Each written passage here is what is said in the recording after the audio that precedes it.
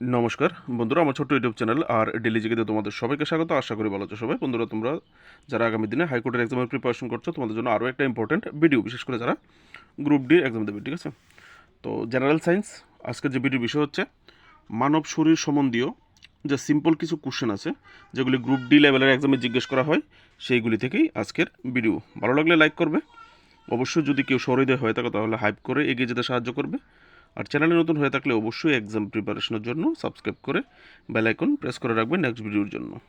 চলো দেখে নেবো কোশ্চেনগুলি। বন্ধুরা, প্রথম কোশ্চেনটা হচ্ছে which is the largest organ of human body? মানব দেহের সবচেয়ে বড় অঙ্গ কোনটি? ভেরি ভেরি একটা ইম্পর্টেন্ট কোশ্চেন, যেটা রিসেন্টলি কিছুদিন আগে যে ফায়ার সার্ভিসের এক্সাম গেছে সেখানে জিজ্ঞেস করেছে, ঠিক আছে? তো হিউম্যান বডি মানব শরীরের সবচেয়ে বড় অঙ্গ ব্রেন নাকি হার্ট নাকি স্কিন নাকি লিভার? তো মানব শরীরের সবচেয়ে বড় অঙ্গ হচ্ছে স্কিন, ঠিক আছে? স্কিনটা টোটালি একটা পুরোটা শরীরের মধ্যে, ঠিক আছে? তো এটা হচ্ছে মানব শরীরের সবচেয়ে বড় অঙ্গ। এবার কখনো কখনো কী করে, অপশানে স্কিন না রেখে অন্য একটা পার্টস রেখে দেয়। তো এই কারণে তোমাদের জন্য এখানে ক্রোনোলজিক্যালি এগুলি দেওয়া আছে ধারাবাহিকভাবে, ঠিক আছে? যেমন প্রথম হচ্ছে স্কিন সবচেয়ে বড়, তারপর দ্বিতীয় সবচেয়ে বড় হচ্ছে লিভার, যেটা ইন্টারনাল বডিতে, ঠিক আছে? তারপর তৃতীয় সবচেয়ে বড় পার্ট হচ্ছে মানুষের ব্রেন, তারপর চতুর্থ সবচেয়ে বড় পার্ট হচ্ছে লাংস, লাংস ফেয়ার মানে দুটো লাংস, আর এখানে হার্ট হচ্ছে পঞ্চম, ঠিক আছে? তো এটা হচ্ছে প্রথম বড় দ্বিতীয় বড় এরকম করে। আশা করি তোমরা বুঝতে পেরেছো। তো আর এমনিতে যদি নর্মালি স্কিন থাকে অপশানে, আনসার স্কিন হবে। নেক্সট কোয়েশ্চেন, বের একটা ইম্পর্টেন্ট কোয়েশ্চেন, মানব দেহের সবচেয়ে ছোট অঙ্গ কোনটি? উপরেটা ছিল মানব দেহের সবচেয়ে বড় অঙ্গ, লার্জেস্ট অর্গান, এটা হচ্ছে স্মলেস্ট অর্গান। তো এখানে আনসারটা হবে pineal gland, heart, kidney, liver. তো এখানে আনসারটা হবে অপশান এ, পাইনিয়াল গ্ল্যান্ড বা পাইনিয়াল গ্রন্থি যদি বাংলা দেওয়া থাকে, ঠিক আছে? এটা কোথায় থাকে? ব্রেনের ভিতরে ছোট্ট একটা দানার মতো একটা জিনিস আছে, যেটার নাম হচ্ছে পাইনাল গ্রন্থি। এটার কাজ কি? অন্ধকারে মেলাটোনিন নিঃসরণ বৃদ্ধি করে ঘুমকে প্রভাবিত করে এবং দিনের আলোতে তা কমিয়ে শরীরকে জাগ্রত রাখতে সাহায্য করে। মানে এটা আমাদের ঘুম রিলেটেড টোটালি। রাত্রে আমাদের ঘুমাতে সাহায্য করে, দিনে আমাদের জাগ্রত রাখতে সাহায্য করে পাইনাল গ্রন্থি, যেটা সবচেয়ে ছোট অঙ্গ মানুষের শরীরের, ঠিক আছে? এটা 5 থেকে 8 মিলিমিটার মতো হয়। নেক্সট কোয়েশ্চেন, মানবদেহের সবচেয়ে শক্তিশালী পেশি কোনটি? পেশি মানে মাসল, ঠিক আছে? Which is the strongest muscle of human body? আমাদের শরীরে যে মাংস আছে, যে মাসলগুলি আছে, এর মধ্যে শক্তিশালী পেশি কোন জায়গায়? সেটা কি রিস্ট, কবজি, নাকি ফিঙ্গার, নাকি জো, নাকি লেগ? তো এখানে আনসারটা হবে জো। জো মানে হচ্ছে চুয়াল, চুয়াল মানে হচ্ছে খাস বাংলা হচ্ছে সাফা, ঠিক আছে? নেক্সট কোশ্চেন, মানবদেহের সবচেয়ে শক্ত অংশ হলো, the hardest part of human body is? তো মানব শরীরের সবচেয়ে যে শক্ত ভাগ সেটা হচ্ছে টুথ এনামেল, বোন, স্কাল বা মাথার যে খুলি, বা ফিমার বা থায়ের হাড্ডি, ঠিক আছে? তো এখানে আনসারটা হবে মানব শরীরের সবচেয়ে শক্ত বা হার্ডেস্ট যে জিনিসটা হচ্ছে দাঁত, টুথ এনামেল বা দাঁতের এনামেল। এনামেল বলতে দাঁতের যে উপরিভাগ আছে, যেগুলি দিয়ে আমরা চিবিয়ে খাই, যেমন হাড্ডি, যে উপরের অংশ দিয়ে ভাঙ্গি আমরা, ভেঙে ফেলি, এটাকেই টুথ এনামেল বলে, উপরের পার্টটাকে, যেটা খুবই শক্ত। এটা মানব শরীরের সবচেয়ে শক্ত অংশ, ঠিক আছে? নেক্সট কোশ্চেন, এগুলি বিভিন্ন সময় প্রিভিয়াস ইয়ারে জিজ্ঞেস করা কোশ্চেন সবগুলি। Which is the largest and strongest বোন অফ হিউম্যান বডি? যেটা প্রায় সময় জিজ্ঞেস করে, ভেরি ভেরি একটা ইম্পর্টেন্ট কোশ্চেন তোমাদের জন্য। মানবদেহের সবচেয়ে লম্বা এবং শক্তিশালী হাড় কোনটি? মানবদেহের যে হাড়গুলি আছে, 206টা হাড় মানবদেহের মধ্যে মোট, যারা প্রাপ্তবয়স্ক। তো 206টা হাড়ের মধ্যে সবচেয়ে লম্বা এবং শক্তিশালী পেশি কোনটা? ঠিক আছে?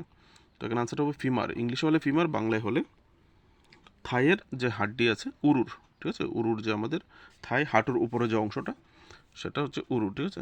তো এখানে এটা হচ্ছে থাইয়ের উপরে যে হাড়টা, সেটা লম্বা এবং সবচেয়ে শক্ত হাড্ডি, ঠিক আছে? প্রাপ্তবয়স্কদের শরীরে 206টি হাড় থাকে। এমনিতে একটা আলাদা কোশ্চেন করে নিই তোমাদের জন্য, এখানে ডিটেলসটা রেখে দিয়েছি, ঠিক আছে? যদি কখনো কোশ্চেন করে, এটাও একটা এমসিকিউ হয়, ঠিক আছে? আর বাচ্চাদের শরীরে থাকে 300 হাড্ডি, যেটা বড় হতে হতে এগুলি মিলে একটা একটার সাথে মিলে আস্তে আস্তে করে কমে 206টায় চলে আসে। Next question, which is the smallest বোন ইন হিউম্যান বডি। আগেরটা ছিল সবচেয়ে লম্বা বডি, লম্বা বোন, লম্বা হাড্ডি বা লম্বা হাড়।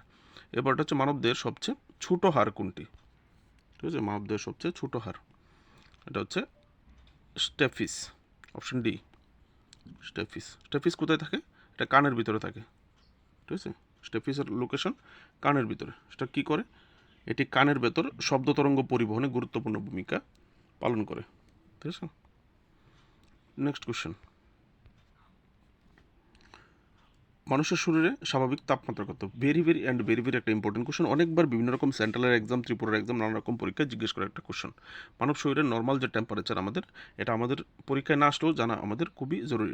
নর্মাল টেম্পারেচার সেটা হচ্ছে অপশন বি 37 ডিগ্রি সেলসিয়াস। ঠিক আছে, 37 ডিগ্রি সি। এবার যদি কোশ্চেনটাকে ঘুরিয়ে দেখা গেল কেলভিন স্কেলে তোমাদের জিজ্ঞেস করলো মানবদের তাপমাত্রা কেলভিন স্কেলে কত? 310K। আর যদি ফারেনহাইট স্কেলে জিজ্ঞেস করে তাহলে 98.6 ডিগ্রি এফ। ঠিক আছে, আর সেলসিয়াসে হলে 37 ডিগ্রি সেলসিয়াস। ঠিক আছে, 36.1 থেকে 37 পর্যন্ত হয়। ঠিক আছে, এর ভিতরে যদি কোনো দেই তাহলে সেটা আনসার হবে। Next question. সমগ্র দেহের ভরের রক্তের শতাংশ কত? আমাদের যে বডির টোটাল ওয়েট, মনে করো আমার যে বডির ওয়েট 82 বা 80 কিলো, তো তার কত শতাংশ আমার রক্ত আছে শরীরে? এই যে 80 কেজি ওজনের কত শতাংশ রক্ত? তো সাধারণত মানুষ এখানে কোশ্চেনের আনসার অনুসারে 8%। এটা সেন্ট্রাল গভর্নমেন্ট এসএসসিতে জিজ্ঞেস করা একটা কোশ্চেন। ঠিক আছে, তো 8%। সাধারণত এই পার্সেন্টেজটা 7 থেকে 8%-এর ভিতরে থাকে। এবার যদি তোমরা 7 থেকে অপশানে 7 পাও বা 7.5 পাও তাহলে আনসারটা কিন্তু সেম হবে। ঠিক আছে, 7 থেকে 7.5%। যদি আমার ওজন 100 কেজি হয় তাহলে 7 কেজি রক্ত বা 8 কেজি রক্ত, এরকম আর কি। ঠিক আছে, নেক্সট কোশ্চেন। একটা ইম্পর্টেন্ট কোশ্চেন, এটা কম্পিটিটিভ এক্সামও জিজ্ঞেস করে টিপিএসসি লেভেলে। By ECG we can observe the activity of.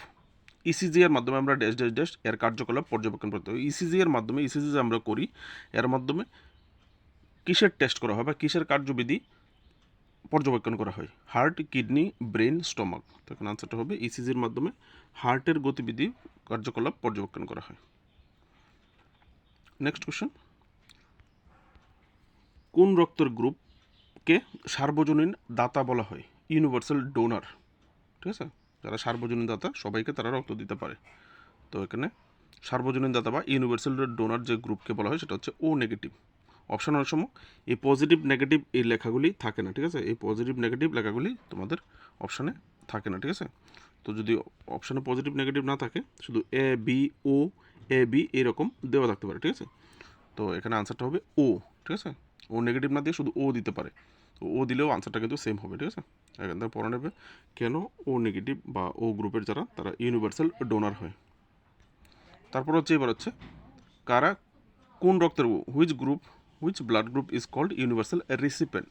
কোন রক্তের গ্রুপকে সার্বজনীন গৃহীতা বলে? আগেরটা ছিল ইউনিভার্সাল ডোনার, এবারটা হচ্ছে সার্বজনীন গৃহীতা, তারা গ্রহণ করে। ঠিক আছে, তো ওখানে ইউনিভার্সাল রিসিপেন্ট বা সার্বজনীন গৃহীতা হচ্ছে AB positive, option B AB positive, তারা হচ্ছে সার্বজনীন গৃহীতা। ভেরি ইম্পর্টেন্ট কোশ্চেন এই কোশ্চেনগুলি। ঠিক আছে, জেনারেল সায়েন্স, কমন সায়েন্স এগুলি কোশ্চেন পেপারে রাখে, সেগুলি তোমার জন্য এখানে আনলাম। তো এই ছিল আজকের ভিডিওর 11টা কোশ্চেন। ভালো লাগলে লাইক করবে, চ্যানেলে নতুন হয়ে থাকলে অবশ্যই নেক্সট ইম্পর্টেন্ট ভিডিওটার জন্য চ্যানেলটাকে সাবস্ক্রাইব করে অবশ্যই পাশে থাকবে। আর যদি ভিডিও ভালো লাগে, এই ধরনের আরও কোশ্চেন চাও তাহলে অবশ্যই কমেন্টে জানাবে। নমস্কার।